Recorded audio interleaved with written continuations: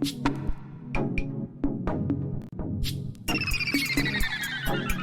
has arrived. Hey, Maurice and Odie gonna take over like Zach and Cody. Black and Snurdy is the best podcast. Gonna boom like Wile E. Coyote. Gonna meet magic, they move like they hairy. Ain't talking about mental health, no, it's not scary. You know that she coming up with the astrology. Mo got a comic and that's the best policy. Maurice the goat, talking about animation cause you know. Odie she moving wavy like the boat. Watching some movies and she taking notes. Yeah, kick back, listen. Black and Snurdy have risen. Upload on a mission. 5 stars, never dissing. Black and Snurdy, ooh. Black and Snurdy, yeah. Black and Snurdy.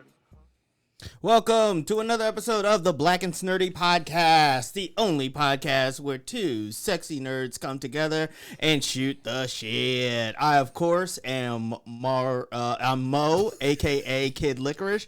You will think that I've been doing this long enough that I would know my goddamn name. You would. You would think. But yeah, I am Mo, aka Kid Licorish.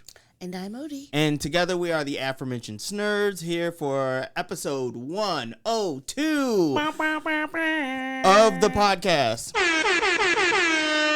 You know we have the air horn, right? I know, but I like doing the air horn. All right, that's fair. That's fair enough. Okay. How are you doing? How are you feeling right now? I'm feeling good, feeling great. How are you? I am feeling good, feeling great, feeling great, feeling good. You know, it's been a wild weekend. Yes. As you know, if you're watching this or listening to this, first off, thank you. Like and subscribe. Give us comments, feedback, and all that other good, juicy nonsense. But if you are watching this, we actually recorded a bonus episode with my father. So shout out to him. And M1. Yes, you said? I said M1. Yes, M1. And it was this has just been a very good weekend, a very nice, chill weekend. Your dad came here for his birthday. Mm-hmm. We had dinner on Friday, and then we went out to dinner yesterday on Saturday. So it's been a very busy, active, fun, family-filled weekend, which was great. Yes, it has been very active. Like, I would say one of the more active weekends I've had in quite a while. Well, that's a lie because we've been pretty active the last few weekends. I actually think now we need to maybe spend some time not being as fucking active. That would be nice, but I do not see that happening. You don't see that happening at all? Because I just, not to say like it wouldn't want to, but I just feel like from once April hits, it feels like it's like another thing after another thing. Well, you don't have any chill at all anyway in your body. So like this, you don't understand the or appreciate the downtime. I have all the downtime in the world. I know you don't appreciate it though. you scrambling to find something to fill the void and go out and do something or hang out with Wanji or whatever. I want to see my friends. I haven't gotten to see them that often. All right. Well. You know? Well, it makes you a good friend. I try. Yeah. But you know what? How about we slide on to our pop culture segment? How's that sound? Sure. So we're gonna kick things off this week with something we were gonna talk about last week, but we ran out of time. Yes. But it was big enough, impactful enough that we couldn't not talk about it. Right. WrestleMania 40. Yes, WrestleMania XL. Is XL 40? Well, it is. Yeah, it's called. It was during WrestleMania XL. Okay, yeah. it's only at a certain point I stopped learning Roman numerals. At a certain point, it just got too difficult. Like I know them, but like after a certain amount, like I'm not. Well, they stopped using the Roman numerals in the Rocky movies. That's the only reason why I stopped learning them. Because like it was Rocky 5. Mm-hmm. Then I think after that was Balboa. Oh. Was Balboa after Rocky 5? Let me look. Okay, while you're looking that up, yes, WrestleMania 2-night extravaganza, the biggest wrestling event of the season. Arguably, this has been one of the best WrestleManias. Now, we only watched the second night together. I watched the first night with Sam. Shout out to Sam. Friend of the show. And Rocky Balboa was the 6th movie. Okay, yeah. See, Balboa, they stopped using Roman numerals. Because people probably, how many times can we call a movie the same title? Need to switch it up. I mean, it's not the same title. It's Rocky 1, 2, 3, 4, 5. Then Rocky Balboa, and then it's Creed and Creed 1 and 2. Are the Creed? Do we know if the Creeds are using the Roman numerals? We need to find this out. They're not. Stop doing everything. We need to find out if Creed is using the Roman numerals. Also, I realize I'm not looking at the camera. You're not. But WrestleMania. Yes, so WrestleMania was similar to the Rocky story. We had a man with a plan to win a championship and take back what he felt was his rightful legacy against a huge, impactful, history-making wrestler, Roman Reigns. Now, to give you a little bit of context, Roman Reigns has been the Universal Champion for like 4 years. Yeah. Like, legitimately, in real time, he has been... And I've watched every single WrestleMania since he's won the championship, I think at SummerSlam or Survivor Series. And literally there was one with Edge and Bryan Danielson, and he just stacked them on top of each other. There was one with Brock Lesnar, which no more. We're done. We're done with Brock and Roman altogether. Also, we're kind of done with Brock for other reasons too. He had something happening. If with you know, you know. Vince McMahon situation, or was that what it was? Was he named in that lawsuit? He wasn't like specifically named, but he was inferred. Okay, he was definitely inferred. I can't say I'm surprised. He looks like, if I saw him on the street, I would turn the corner. Well, if you know, you know. I would be worried. Yeah. But yeah, so Roman Reigns, of course, has long-standing. How many matches was it? Like, I don't know, 800 or something, years worth of matches. Well, when you say matches or days, how many days? Days. How many days champion? How many days was he the champion? Oh, thousands. Like Thousands. Or like I think 16,000. Did he surpass? Was it? He surpassed Hulk Hogan as like the good. third longest running world champion in WWE. You know, Hulk Hogan was throwing some slurs at him last night. Probably, I would not be surprised. And honestly, it's a good thing that we're done with Hulk Hogan and his fucking accomplishments. Well, there's and now stuff. a new Slim Jim man. We can move him. Oh yeah, LA Knight. Yeah. He wouldn't be saying the N-word on camera. Yeah. Recordings. Yeah.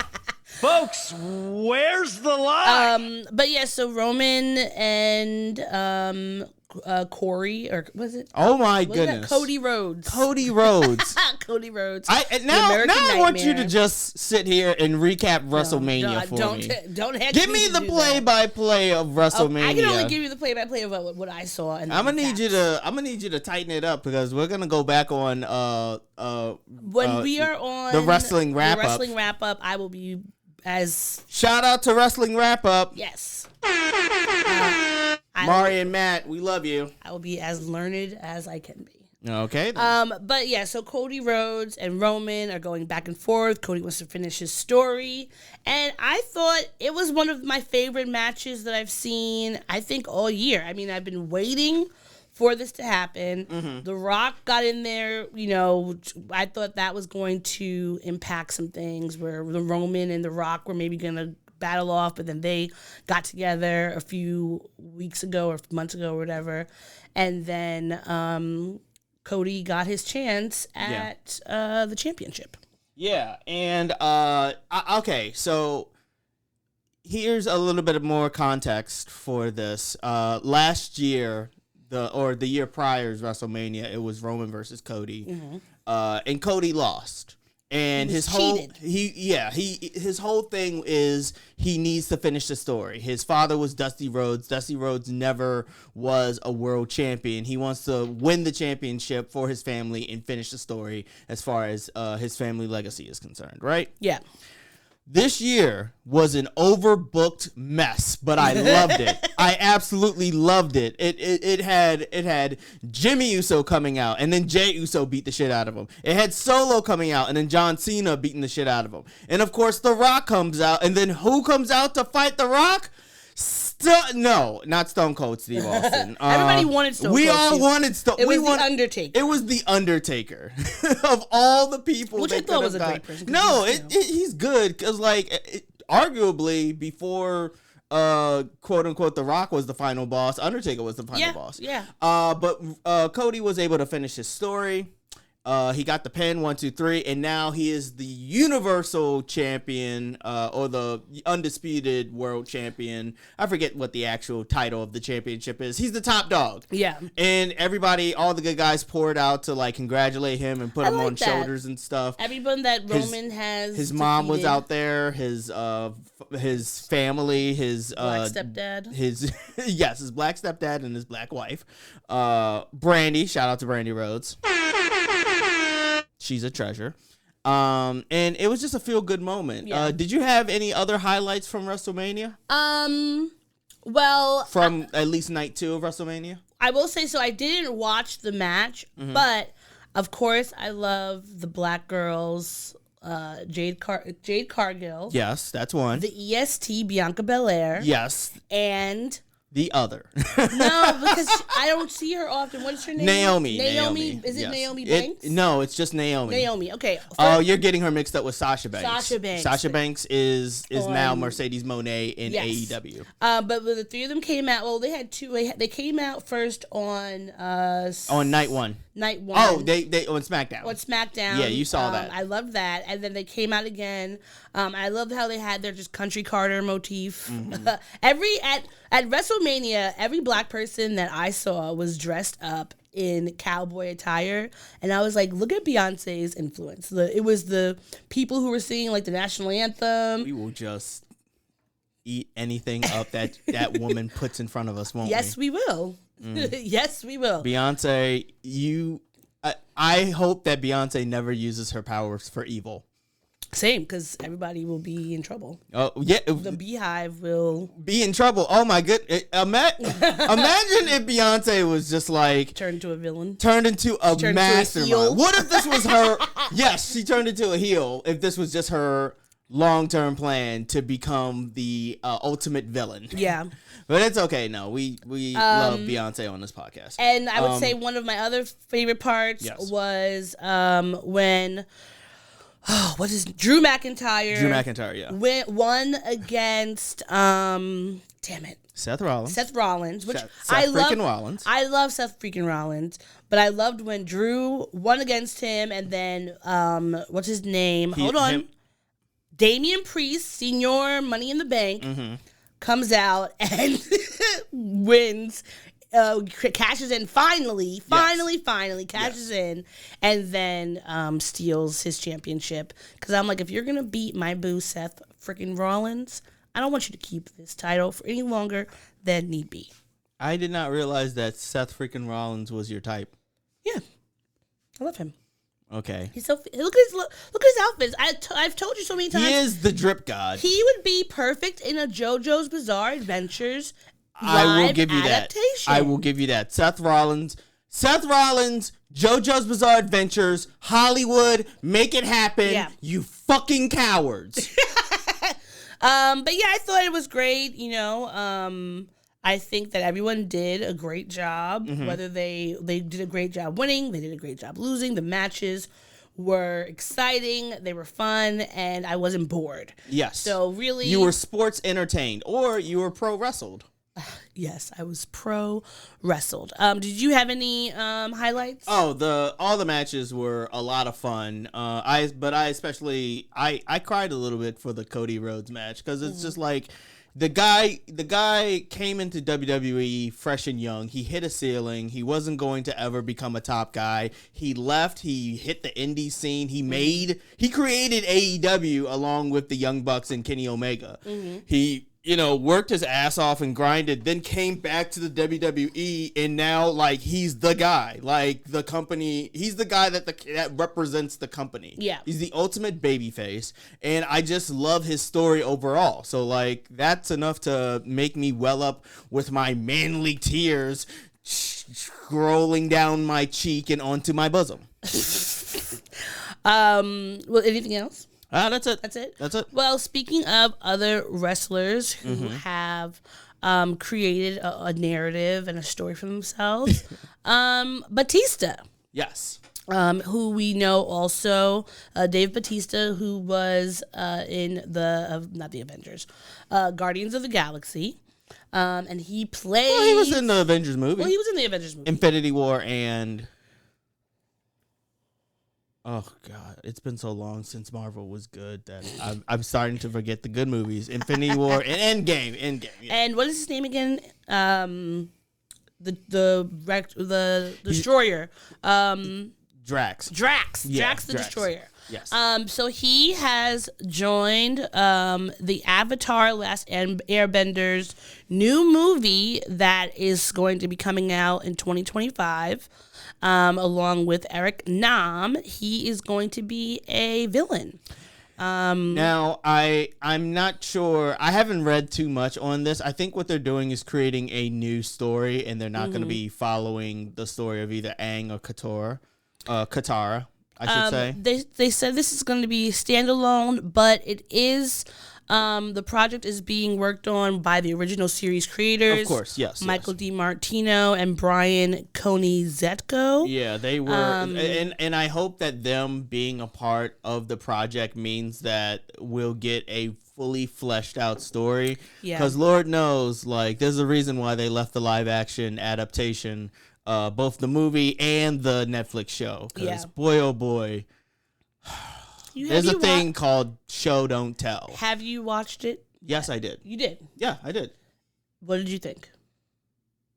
It's fine. It's better than the movie, but the movie was just really, really bad. So that's not really saying I think I might have walked out of the movie. Yeah. It was that bad. There's this, oh my goodness, hold on. There's this one scene that I love where, like, it takes 5 earthbenders doing their choreography just to move this small ass slow moving boulder. It's so let me see if I can find it. I'm gonna see if I can find it. Well, we are happy to see Bautista, still making moves here in Hollywood. He's talked about wanting to move away from his Marvel character and do new things. He was in another movie earlier last year, something about the end of the world. I didn't watch it, but it was the M. Night Shyamalan movie. Which I did. I heard good things from people who watched it, but it just wasn't. I don't know if it came out in theaters, but it was definitely streaming. Odie, look at this. I want you to look at this. Okay. This is the scene. They do all of that, but.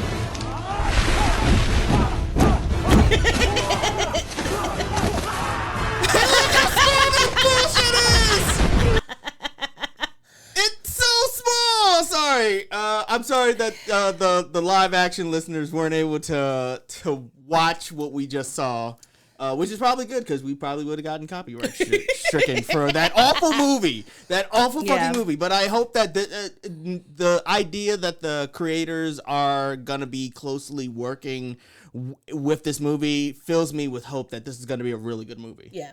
So I'm looking forward to that. I can't wait. Me too. I think it's gonna be good. I'm a new Avatar fan. Mm-hmm. My little brother used to watch it a lot when he was younger, but I was like, he's 10 years younger than me, so he'd be watching it. I'd be like, oh, I want to watch it. And then we watched it together, and then it turns out that it's a story that is good for kids and adults because it has mature themes. And how I enjoy reading about like the metaphysical and all that. So like it has a lot. It's like the baby version of learning about like the chakras and all these different like like astrology and metaphysics and the occult and all the that. elements and Elements. whatnot. And I loved it. I thought it was a great story. I still have to finish Legends of Korra.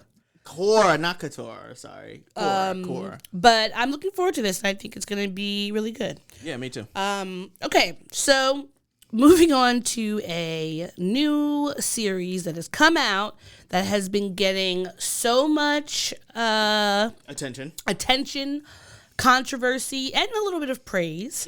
Jerrod Carmichael's new show on HBO called The Jerrod Carmichael Reality Show. Yeah. Now We've seen the first 3 episodes. And I would say the first episode, the big talking point was Jerrod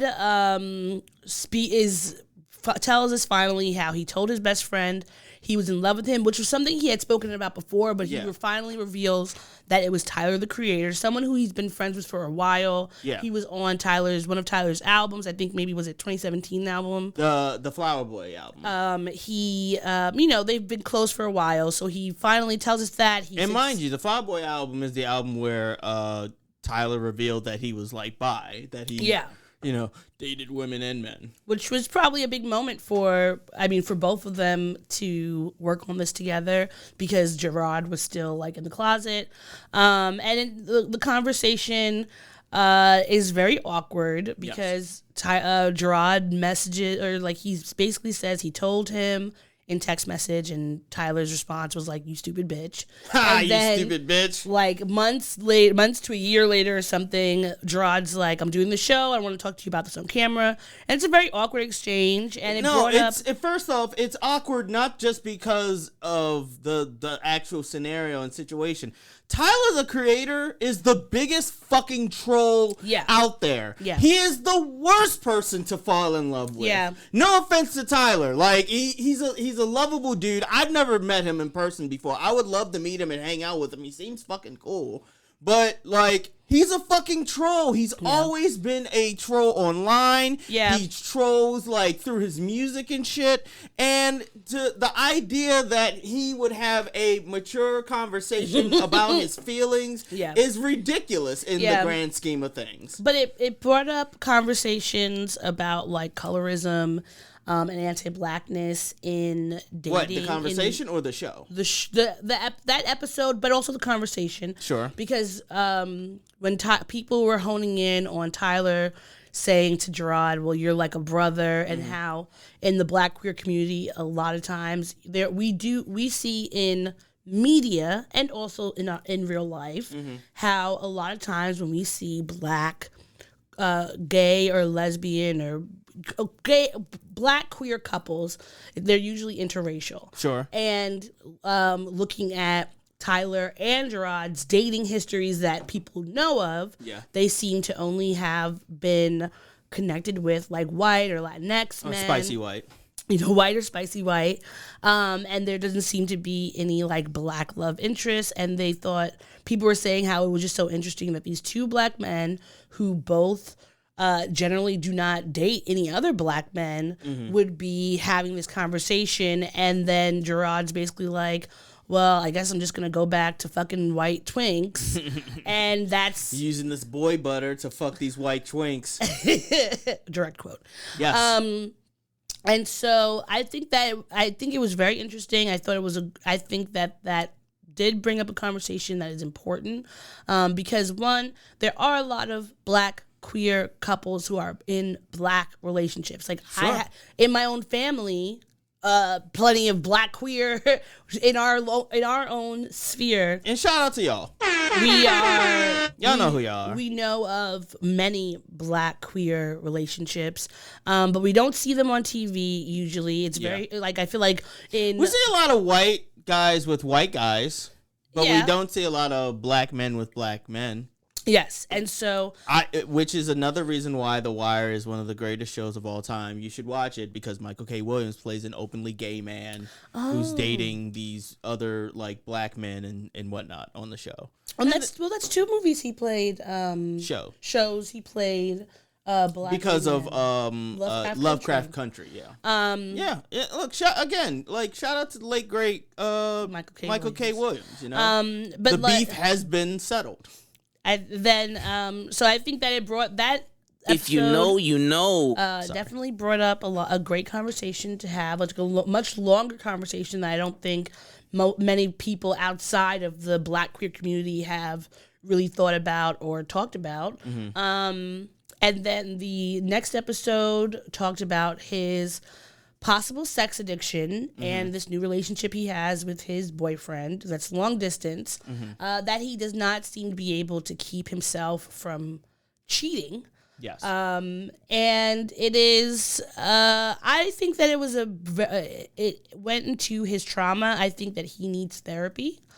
Because he's mentioned when they were one of the therapists he went to see about this like overwhelming need for sex. So he told them that he started being sexual like 3 or 4 with older people, like older kids. Right. And so I'm like, there's so much to unpack about this, not just about the secret sex or the secret sexual relationships being in the closet, but like what sexual trauma you are trying to unpack with the people that you are constantly like leaning on for this affection. Yeah, because like there was a quote from this meeting that we went to like last year where the guy was explaining like it was like a convention where he was explaining like sex and consent and everything like that, and he basically stated that like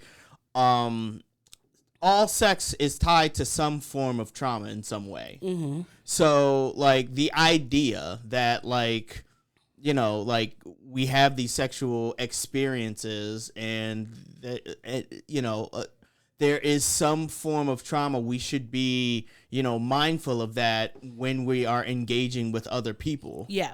And this show is very revealing in that Jerrod Carmichael openly admits that he's a late bloomer. He came out of the closet late in life. So what we're seeing is a gay man embracing himself, but going to the extreme because he's making up for lost time. Yeah. Essentially. And unfortunately, that doesn't mesh well with this idea of monogamy that he, you know, has probably ingrained into him by society. Yeah, very heteronormative. You need stuff. to be... Because I'm up here watching it, and I'm just like, I'm sure you could find a dude who's open to, like, just polyamory. Yeah. It's not that... Turns out, our generation is dope as fuck when it comes to polyamory and shit and being open and whatnot. Just have that conversation. Just find the person... Find somebody. That is matching what you want. Yes. And you will not have to go... I mean, he'll still have to work on... Even if he was in a poly relationship... Yeah, he would still have to work on his honesty and communication skills. Oh, for sure. Because he's terrible at communicating. That is never going to go away. Terrible. But I think this goes into, the next episode about his terrible, like, communication skills. With his friends. But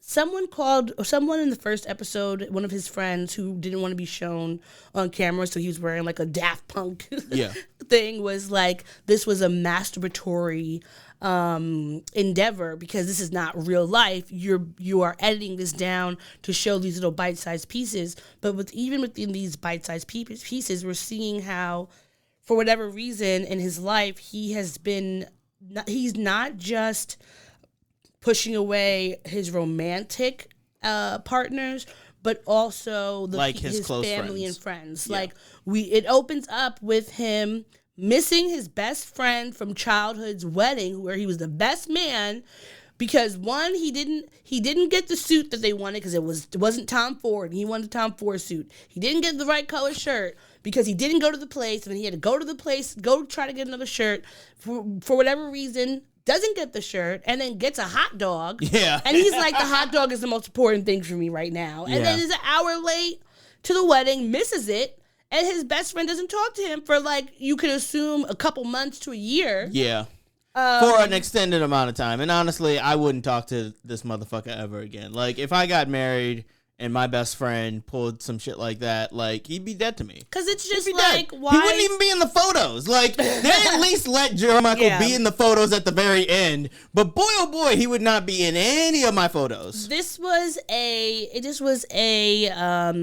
showed how he was very selfish. Mm-hmm. And then you see how one of his other best friends, who we've seen throughout the series, she comes up to New York, is moving there because she wants to pursue acting, and she's like living with him. And at first, like, it's all cool, they're having fun, but then you start seeing there's a little bit of wrinkles in what Jerrod wants to accept anymore, and he's kind of like cooling on this new my bestie is here, and he starts putting her through all these kind of just like Hunger Games trials, like getting her an apartment, but only getting the apartment, surprising her with an apartment. She didn't ask for it, but moves her out of his place, gets her an apartment, and is like, okay, this is yours, but then doesn't let her know that it's only for a month. Like, why would you just tell her, we can't live together anymore, it's not going to be good for our friendship, can we find something else to do? He's shit at communicating. He's shit at it. That's the premise of this whole show, is poor communications plus gay sex, the show. But I will say that however, I don't know how long, like what the time frame for each episode is that they're doing, but within the few, who knows, weeks, months, or whatever, he does take some introspection and starts realizing because he talks to his boyfriend where he's failing, and starts doing like an apology tour with his different friends, and you hear them cursing him out for being an asshole. One of them was like, "You're not even an A-list actor." Yeah, you're not even an A-list celebrity. Ooh, that's spicy. That hurts. One person was like, "Nobody will break your heart more than a gay man." And that's big facts. And that is big facts. I think, folks, where's the line? Towards the end of the episode, he makes amends with his best friend whose wedding he missed. He tries to make amends with his best friend by getting her, some casting calls and things like that. But it definitely was a interesting foray into the mind of this black man. Yeah, but I love the show. I'm honestly looking forward to continuing this saga and watching it. Well, real quickly, I know we're going to go to our next segment. Yes. But do you want to know something that I am not going to be looking forward to continuing? What is this? The Good Times Black Again animated series. Right. We watched the first episode. Watched it. To be fair, I tried watching it by myself, and I turned it off immediately with the first scene being a black man singing the Good Times theme song to a roach, who was also singing the Good Times theme song. And it's like, Good Times is one of those shows, like, we know it was the first black show to landmark have a two-parent household, working family, like trying to get out of the projects and make a better life for themselves. Very iconic black show. Yeah, Norman Lear created. Well, he created this one as well, and so did Seth MacFarlane's working on it, and a list of other black names, which I was very surprised were working on it. I'm torn on the show because on the one hand, like, there's a bunch of great black actors. You got Marsai Martin, Yvette Nicole Brown, JB Smoove, Jay Farrow, Gary Anthony something. The guy, Uncle Ruckus from the Boondocks. He's on the show as well.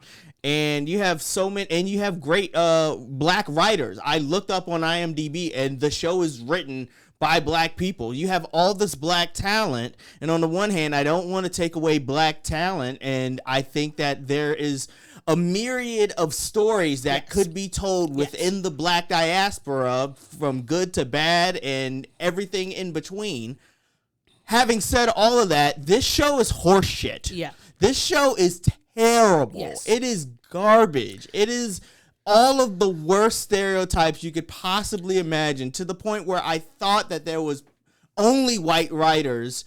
I don't know what's worse. Is it worse that I thought that there was white writers doing what they imagined black people to be, or if it's from black people who are writing this stuff and creating it? I mean, which is worse? I think that it's worse when it's like black people creating something that they think a certain subset of black people are. Because to me, that's like worse than a white person doing it. Because it's like you're imagining what white people how white people see these kinds of people, and you're putting in your own respectability and your own negativity on there. I mean, the baby is a drug dealer. That's a Dave Chappelle bit. And even Bernadette Stanis, who was on the original sitcom, she was the daughter. She said that they had initially said that she and Jimmy, who was I believe JJ, Jimmy Walker, had contacted Netflix or contacted Norman Lear in 2020 and wanted to do a cartoon. Yeah. And they were like, no, they didn't hear back from them. And then months later, they heard that there was something coming. But they were never a part of it. But they were like, oh, it's going to be progressive. It's going to be years later. Maybe we could find y'all a part in it.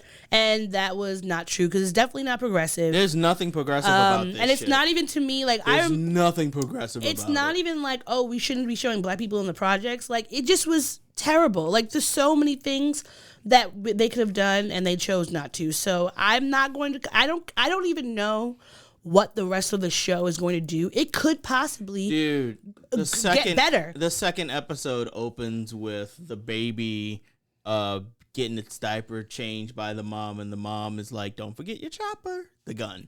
I'm like, if you don't get the fuck out of here. Yeah, this terrible. Is terrible. Never watching this again. I'm not watching. I lost brain cells. 1 out of 5 snurds. No, a -5. Negative. We've never given a negative number. Yeah. -5. No. So we're done with our pop section. And I think that we actually need to go into this next section because Good Times did a number on my mental health. Yes. We'll go into our mental health check-in because we are advocates, not experts when it comes to mental health. And we always want to check in with each other, see how we're doing, see how things are shaking, and talk about some mental health stories that may or may not pop up from week to week. Yeah. So let me know, how has your mental health been? My mental health has actually been not the greatest. I am currently taking my medication actively and readily every single day, including the weekends. There was times when I was just like, oh, I'll just take it during the weekday. But no, I need that shit on the weekends as well. It's going well, I would say, for the most part. I have this job that fills me with a sense, by and large, like, for the most part, everything with the job is fine. Yeah. Like, the people are nice. My coworkers are nice. My direct reports are cool. My boss is dope as hell. Like, every aspect of the job is, for the most part, very chill and low key. Yeah. With the very minor exception of these, I can't explain them without giving away information about my job. But, like, let's just say this particular incident that is reoccurring, that happens randomly, could happened 3 times yesterday. Yeah. Could happen any number of times throughout the day. Sometimes it doesn't even happen. Like, last week, it didn't happen while I was working. And it's just, it fills me with anxiety having to deal with it when it does happen on my shift. And I mean, I think that I think that the anxiety that you have, I definitely understand it, because when you're in a new job, in a new position, that is very, like, high profile in a sense, because you are dealing with a lot of moving parts and a lot of people and, higher ups looking. It causes stress. Because you want to do well and you want to make sure that, they're not causing any problems and you're not creating any issues. But I think you just got to let yourself have this new, accept the unknown. Yes.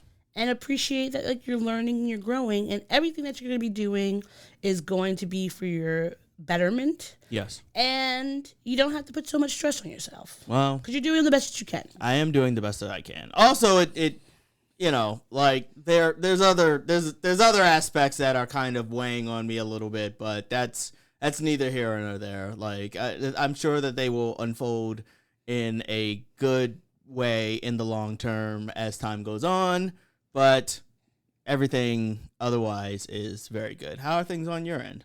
Well, how's your mental health? Pretty depressed. Yes, you are. I think I told you that. You did tell me. If you hadn't told me that, like, yo, you are depressed. You had not told me that, I would not know. Because that is not a skill set that I have. Because recognizing depression. No, that's real. Well, it took me a while. It took me a long time through therapy to like see the signs of depression within me. And sometimes, like there are like general signs that depression takes form in, and then there are certain signs that are unique to the individual who experiences the depression. Yeah. I only went off of like the general signs that you were explaining to me, and I'm just like, yeah, that's depression. Well, that's depression. I think the thing for me is that I have been chronically depressed since I was a child. Sure. But I think that the way that my depression manifests itself is more internal than it is external. Yes. So that, like, I could be extremely depressed, but I'm still going to be the same, like, jovial, fun person that I am, and maybe still want to, like, you know, possibly go out and see people or spend time with my friends or whatever. But that doesn't mean that internally I don't feel like curling up in a ball and sleeping. Yeah, it's called masking. Yeah, exactly. Yeah. And so I think that I am constantly at this point unlearning how to mask and trying to relearn my actual feelings and wants and needs. Because if I'm like, oh yeah, I'm sleeping every day for all this time and I'm having all these anxiety spirals in my head about what's going on, and it's making it causes me to feel immobilized. Not to mention insomnia. Yes, and at this point, not even all of the sleep meds that I usually take and work has not been doing anything for me. I had a suggestion, and you could take this or leave this. But I used to, when I went through like my manic phases, it caused me to have insomnia too. Mm-hmm. What I found, it not necessarily helpful, but I found that if I'm going to have insomnia, I might as well use it to my benefit. And when I experienced the insomnia and I couldn't sleep, after trying to go to sleep and using several methods and it not working, I would just take that time to, like, if I'm going to be awake, then I might as well be productive. Or in some way, shape, or form. Like I don't know what that form would take for you, but that's just a suggestion. I think that I've been thinking of ways that I could possibly do that. Maybe like, because I know that like when the times when I have insomnia, my brain is very tired. Mm-hmm. So like I couldn't do something like necessarily like working or whatever because I can't think correctly, but maybe I could try reading, or if I have enough energy in my body to, like, I don't know, tidy up something. I don't know. Like, I think it's... Putter. You can putter around the fucking house. But it's like the way that I feel like when at night, I'll be so exhausted, and I feel like there is a weighted blanket over me, and I'm just slogging around, and like the only thing I could do is lay there and like watch TV or something, and I feel so incapable of doing anything else. But I am working on it. I am taking my meds, and I'm trying my best to remember to take them every day. I'm frustrated because I wish that the meds were working faster, but you cannot rush progress. No, you cannot. You have to just see how it goes and continue pushing forward and being patient. And that is what I'm trying to do. I'm trying to be patient with the medication and with therapy and allow myself a moment of rest and see how I can move through my days in a way that makes sense for me and not putting a lot of pressure on myself, which will then just create more anxiety and overwhelm, and then nothing will happen. Yeah, it's just like that song says, you can't hurry, comma, love. No, you just have to wait. Yes. That might be the title of this episode. You can't hurry, comma, love. You just have to wait, or no? No, Can't hurry, love? you can't hurry, comma, love. I'm going to spell the comma. Oh, okay. Well, great. Also, anytime that, may you please put some more Tito's in there? Sure. Give me a moment. How about you tell us a little bit about this story while I freshen up your drink? Yes, thank you. Yes. So one story that came out this week, which has had my timeline in shambles and my group chats in shambles, is this is a content warning for murder, for unaliving, for child harm and self-harm. It's a very sad story.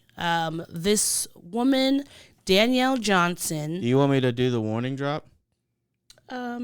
Sure, you can. Okay.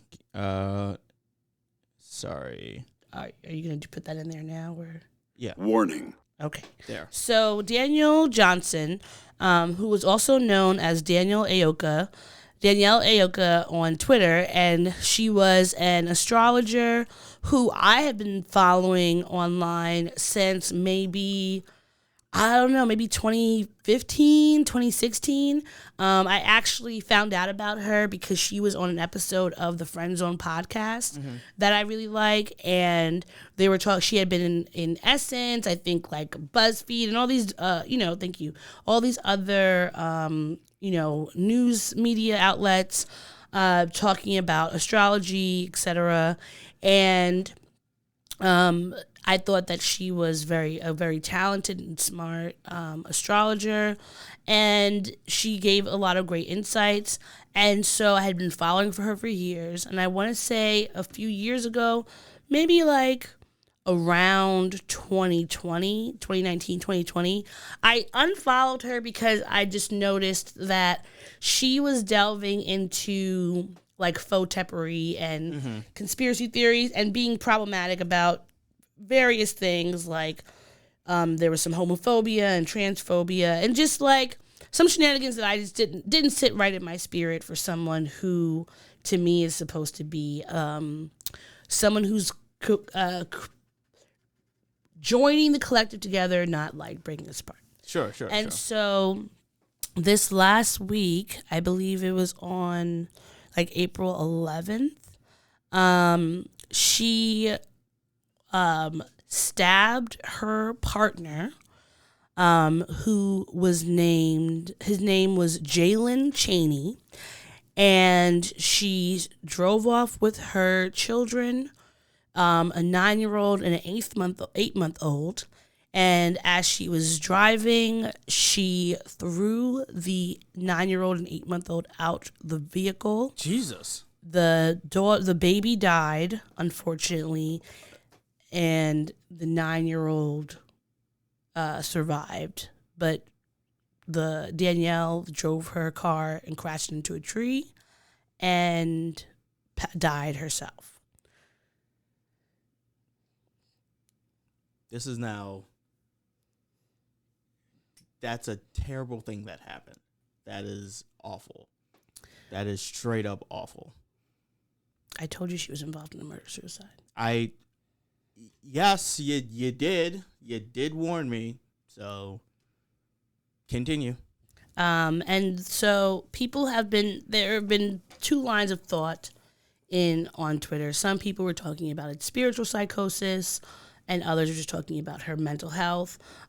This child, the baby, was only 8 months old, so it's very possible that she was dealing with postpartum depression or postpartum psychosis. But I think this situation brings up a very important piece when it comes to dealing with mental health, especially people who are influencers. There's like she had like 100,000 followers on social media, and even though she had in the last few weeks up to the eclipse, she had been talking about like spreading a lot of conspiracy theories, talking about the eclipse was the apocalypse, and no one was on her page like, hey, do you need any help? Are you okay? Everyone was just kind of eating it up. And I think that we have to have a conversation about how we do a disservice to people with these large followings because nobody is interrogating them about like, are you okay? What's going on? It's just like, you have thousands of followers, so we're just going to let you be, and not kind of paying attention to whether or not there are signs that could show us that they are in need of help. Right. But I mean, it's a terrible loss. It was a terrible situation. So many people have been impacted by this because a lot of folks, knew her personally or were, impacted by her. And I mean, it's terrible. Regardless how problematic she may have been or anything negative she may have done to people over the years, she was still a person, and these, the two other people that were killed, their lives are going to be completely missed. And this 9-year-old has no mother or family around to support her. And so I'm just hoping that she is getting all of the necessary help and support that she needs, because this is going to be a lifelong issue that she's going to have to be able to work through and get past. Right. This is all very dark. I don't have anything to comment on.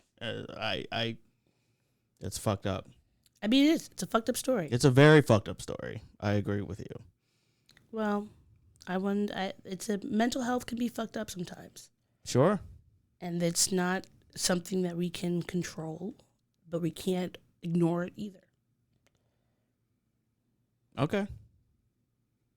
All right. Well, we can move on. Yeah. Yeah. Where do you want to go? We go where we always go. The things that were pissing us off this week. I actually don't think we have enough time for that. Let's just probably do the thing that made us happy. Sort of get us out of this cloud that is. All right. That is here. Okay. It's been so long. I don't even remember what the. Here we go. I'm the baby merchant. Cats are us. I give you all the service and no damn fuss. Give the baby merchant just a week or two. I'll have your baby for you. It also feels very inappropriate now to have that story and then have the baby merchant fucking song. You're not wrong. That was an unforeseen so what's making you happy this week? situation.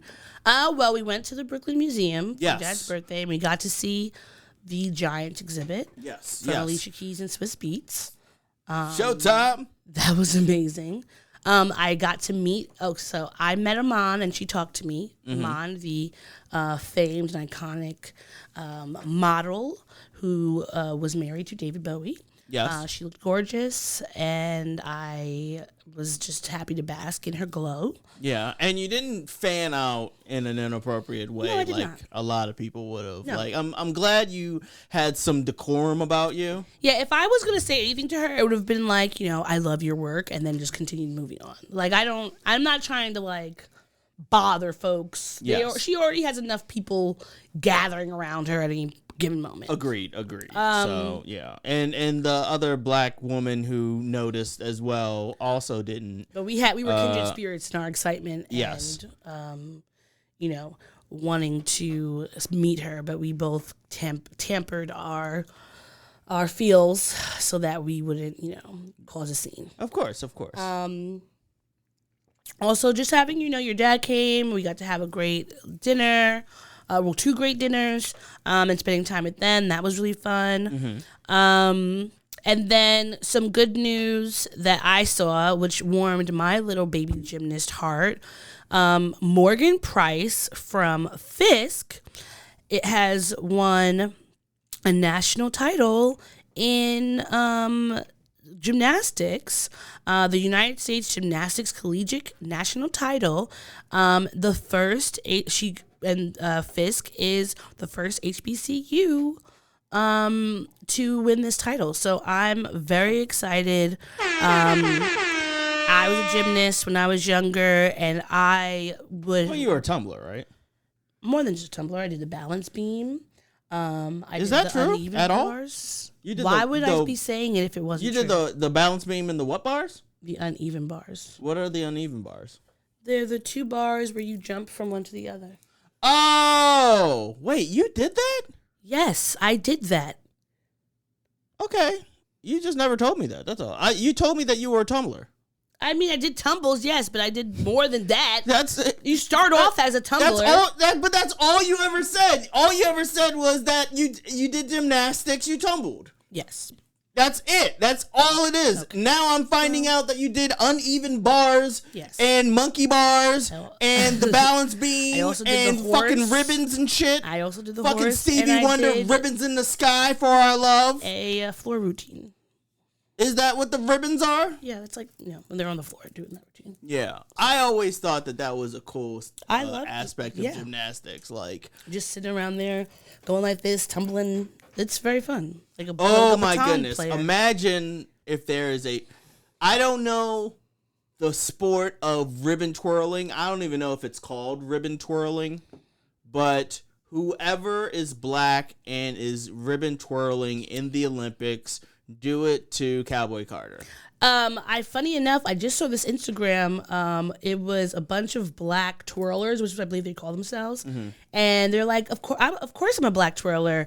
I can do whatever." And they're like doing that whole like TikTok thing that's been going around, and it was very cute. There was so many of them, and I was like, "Wow, I did not know there were so many black twirlers." But I love it, and I want to see more of it. But I'm very happy for her. She's so cute, and I know that there's so many other little black girls who are looking up to her, and I can't wait to, follow in her footsteps. So that made me happy. What about you? You can't wait to follow in? They can't wait to follow in. Oh, it sounded like you said you can. Yes, I'm going to go to Fisk. I'm going to apply. I'm going to join there. Yeah, you're going to tumble again. I'm going to be a tumbler. And do more balance beaming. Yeah. Yeah. Shout out to tumblers. And also shout out to Tumblr, the website, the blog that I used to have, and the characters that I used to make for my old podcast. Anyhow, as far as me, what made me happy this week, obviously doing this podcast, getting back on a regular schedule of doing this podcast, because this is one of my outlets and my highlights, and one of the things that makes me like extremely happy to do is podcasting with you. Same.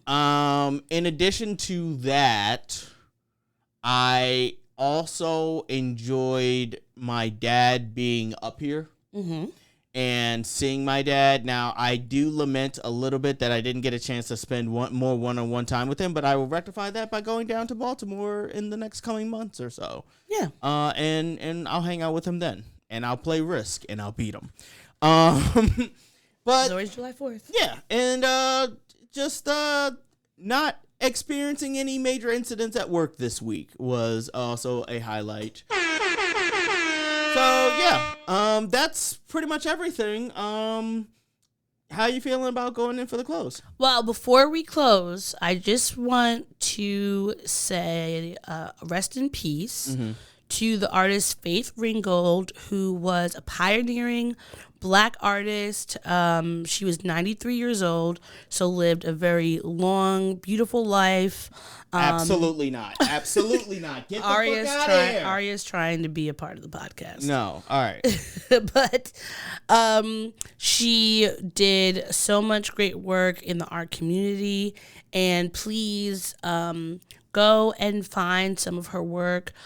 She did quilting, painting, textiles, storytelling, and her work was really just iconic. And so we appreciate all of the Black people and artists who came before us because they made it possible for us to be here doing what we're doing today. So yeah, agreed. That's it for me. That's it for us. All right. And with that being said, take it easy, keep it sleazy. We will see you next time with more of the Black and Snurdy podcast. Bye. Thanks for listening to the show. If you'd like to contact the podcast, you can reach us via email at blackandsnurdypodcast@gmail.com.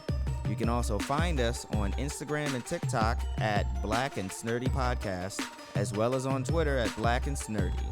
You can find me, Maurice, on all social media under the handle Licorish is Legit. That's LICORISH is legit. And you can find me on Instagram. It's ThatsOD, THATSOD.E. And on Twitter, THATSOD_E.